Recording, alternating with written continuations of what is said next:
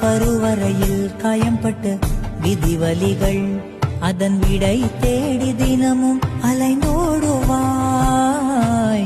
கண்கள் காணா எதிரியை தேடி அலைந்தார் நீ உன்னை நீயே தொலைத்து மனம் வாடுவாய். பாவங்களை எல்லாம் அந்த கங்கை கொண்டு போகும். குற்ற உணர்வாலே மனம் இன்னும் கொஞ்சம் வேகும். இன்று உன்னை அணிகின்ற புத்தம் புது மாலை ஒரு நாளைக்குள் வாடிவிடும். நடப்பதை யார் அறிவார்?